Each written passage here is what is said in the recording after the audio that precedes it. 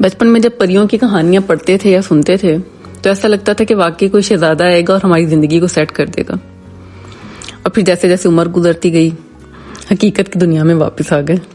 और शहजादा वो तो शायद रास्ता ही भूल गया या शायद कभी था ही नहीं। वो एक खास तरबियत होती है ना हमारे घरों में। लड़की को कहा जाता है कि फिक्र ना करो, शादी के बाद सब कुछ ठीक हो जाएगा, शादी के बाद ये कर लेना वो कर लेना वगैरह वगैरह। और लड़के को कहा जाता है कि बस अच्छी तरह पढ़ लिख लो, नौकरी मिल गई ना तो सब कुछ सेट हो जाएगा। सारी जिंदगी एक कमिंग सून के बोर्ड पे अटकी रहती है। खुशी भी कोई ऐसी चीज है कोई और लेके आएगा। हमें सेल्फ डेवलपमेंट सिखाई नहीं जाती। हमें बचपन से इंतजार सिखाया जाता है, कभी रिश्ते का, कभी इजाजत का, कभी लोगों के अप्रूवल का। और खासतौर पे हमारे घरों में ऐसी तरबियत की जाती है कि लड़कियों को लगता है कि असल जिंदगी जो है ना वो शादी के बाद शुरू होगी। वो जो असल वाली अपडेट होगी ना वो शादी के बाद इंस्टॉल होगी। शादी से पहले वाला तो ट्रायल वर्जन चल रहा है ना। अगर अच्छा पका लेती हो, अच्छा घर संभाल लेती हो तो अच्छा रिश्ता मिल जाएगा। असल जो प्रीमियम है ना लाइफ का वो शादी के बाद शुरू होगा। और मजे की बात यह है कि अक्सर जो है ना स्टार्ट में लॉगिन फेल हो जाता है।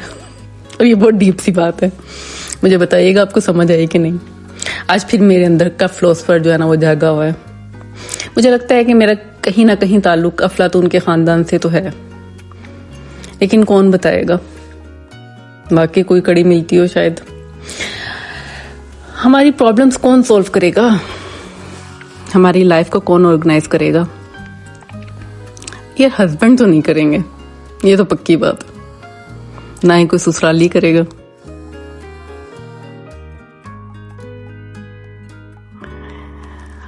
हर इंसान को अपनी जिंदगी के बग्स जो है ना वो खुद ही फिक्स करने होते हैं। किसी और ने आके सॉफ्टवेयर अपडेट नहीं करना। इसलिए हीरो की एंट्री का इंतजार नहीं करना। जिनकी शादियां हो गई और जिनकी शादियां नहीं हुई सबके लिए कह रही हूं, कान खोल के सुन लो। जो काम किसी और से उम्मीद लगा के बैठे हुए ना खुद कर लो। कॉन्फिडेंट भी खुद ही बनना पड़ता है, अपनी रिस्पेक्ट को भी खुद ही अर्न करना पड़ता है। और अमेज़न से हैप्पीनेस ऑर्डर होती नहीं है, इसलिए वो भी अपने अंदर ही कहीं ढूंढनी पड़ती है। सुकून भी अपने अंदर ही ढूंढना पड़ता है। असल मसला ये है कि शहजादा नहीं आता। मसला ये है कि मेन कैरेक्टर बनने से हम खुद ही डर रहे होते हैं। भाई हमें क्या जरूरत है शहजादों की, हम साइड रोल में भी तो कंफर्टेबल रह सकते हैं ना। अपने आप को रेस्क्यू करना सीखें। अच्छा ये मेरी जो सारी फिलोसफी थी ना, ये मैं जब प्लांट में घूम रही होती हूँ ना तभी मेरे अंदर से कहीं से फिलोसफर जागा होता है। मुझे लगता है कि मुझे बहुत कम जाना चाहिए भाई प्लांट्स में। बहरहाल यहाँ पे आज मैं घूमते फिरते हुए ना ये सोच रही थी कि इतना मैं हीरो बनने के लेक्चर जो दे रही हूँ ना, तो यहाँ पे मुझे खुद कुछ करना पड़ेगा। मैं जो बैठ के इंतजार कर रही हूँ ना कि कोई आएगा मेरी जिंदगी में और मेरे प्लांट्स को सेट कर देगा और इन गमलों को कोई पेंट कर देगा और जो धूप में रखने वाले गमले हैं उनको उठा के कोई धूप में रख देगा, छांव वालों को छांव में कर देगा। तो ये काम भी मुझे खुद ही करना पड़ेगा। इसलिए आप लोगों से ज्यादा मैं अपने आप को समझा रही हूँ कि जिंदगी तब बदलती है जब हम इंतजार करके एक्शन लेना शुरू कर देते हैं। और इंशाल्लाह मुझे पूरी उम्मीद है कि एक आध दिन में आप ऐसा कोई ना कोई शाहकार इसी व्लॉग में देखेंगे जब मैं ये काम कर चुकी होंगी, यानी कि अपने गार्डन को सेट करने वाला काम। सेल्फ सफिशिएंट होना बहुत बड़ी बात है। हमारे ड्रामे और फिल्में भी हमें यही सिखा रहे होते हैं ना कि एक शहजादा आएगा। यकीन करें कि शहजादा नहीं आता और शहजादा होता भी नहीं है। कोई आपकी जिंदगी को नहीं बदलेगा। अगर आप अपने लिए काफी नहीं हैं तो तैयारी कर लें आने वाली जिंदगी की मुश्किलात को फेस करने की। मैं कोई धमकी नहीं दे रही, मैं कोई आपको डरा भी नहीं रही हूँ, मैं आपको कोई डरावना ख्वाब भी नहीं दिखा रही हूँ। लेकिन बस मैं ये कह रही हूँ कि लड़कों के साथ साथ लड़कियों को भी सेल्फ सफिशिएंट होना चाहिए। मैंने अपनी जिंदगी से ये सीखा है।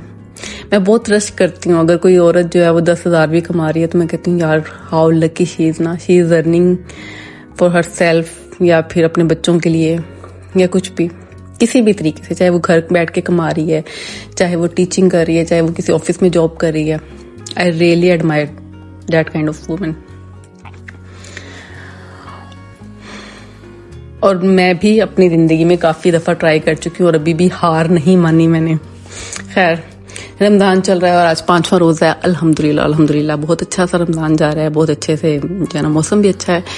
तो अफ्तारी के टाइम पे तो कुछ ख़ास प्रॉपर खाने को दिल नहीं चाहता, तो उसके बाद का जो टाइम होता है वो स्नैक्स वाला, उसमें मैं लेके बैठी हुई हूँ। और अभी हर चीज़ से फारिग होके फिर थोड़ा सा मैंने मूवी देखने का भी फैसला किया था, क्योंकि इबादत भी एक हद तक की जाती है। मुझे पता है कि आप लोग इस बात से शायद इत्तेफाक नहीं करेंगे, लेकिन बीच बीच में कुछ थोड़ा बहुत चलता रहता है। जाहिर है, कोई रील्स देख रहा होता है, कोई टीवी देख लेता है, तो एक ही बात है। इसलिए किसी को जज ना किया करें।